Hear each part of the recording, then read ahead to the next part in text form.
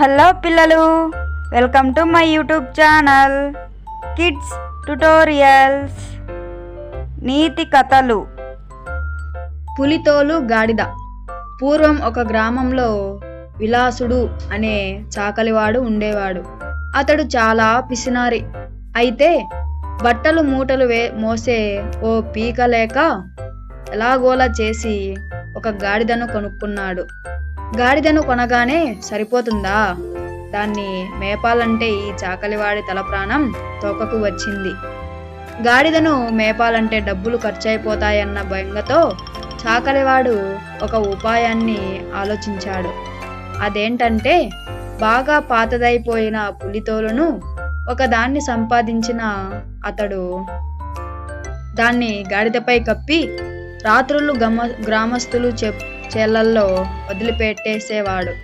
ఆ గాడిద చేళ్లల్లో తనకు ఇష్టమైన ఆహారాన్ని కడుపారా తిని చాకలి ఇంటికి వెళ్ళిపోయేది. పులితోలు కప్పుకున్న గాడిదను చూసిన ఆ చేళ్లలో కావలి ఉండే గ్రామస్తులు, అయ్య బాబోయ్, పులి వచ్చింది అని భయపడి పారిపోయేవారు. భయం వల్ల గ్రామీణులెవరెవరు ఆ పులిని ఏం చేయగలం అంటూ ఊరుకుండిపోయారు. అయితే ఆ ఊర్లోనే ఉంటున్న ఒక యువకుడికి మంచి ఆలోచన తట్టింది. దాంతో అతడు ఈ పులి సంగతేంటో తేల్చుకోవాలని నిశ్చయించుకున్నాడు. ఆ రాత్రికే తన పెంపుడు గాడిదలను వెంటబెట్టుకొని పంట పొలానికి కాపలాగా వెళ్ళాడు. ఆ రాత్రి కూడా విలాసుడి గాడిద యజమాని కప్పిన పులితోలు ముసుగుతో చేలల్లో పడి పైరులన్నీ మేయసాగింది. అక్కడే పొలానికి కాపలాగా ఉన్న ఆ యువకుడు దీన్ని ఆశ్చర్యంగా చూడసాగాడు.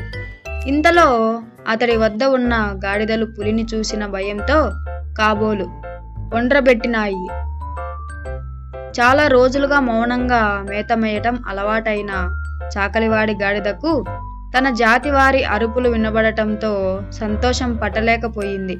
వెంటనే అది కూడా గాడిదలకు జవాబుగా ఓండ్ర పెట్టసాగింది. తోలును చూసి పులి అని భ్రమపడుతున్న ఆ యువకుడు అది నోరు తెరిచి ఓండ్ర పెట్టగానే గాడిదగా గుర్తించాడు. తక్షణమే తన వద్ద నుండే దుడ్డుకర్రతో ఆ గాడిదకు బడితే పూజ చేశాడు. ఆ రకంగా చాకలివాడి పులితోలు కప్పుకున్న గాడిద బాధ ప్రజలకు తప్పింది. ఈ కథ ద్వారా తెలుసుకోవాల్సిన నీతి ఏంటంటే, యథార్థం బయటపడే వరకు మాత్రమే ఎవరి ఆటలైనా కొనసాగుతాయి. కాబట్టి నిజాన్ని ఎంతకాలము దాచలేము. నిజం ఎప్పటికైనా బయటపడక తప్పదు. నిజం బయటపడ్డాక మోసకారులు ఆటలు సాగవు. Thanks for the watching. Like, share and subscribe to my YouTube channel kids tutorials.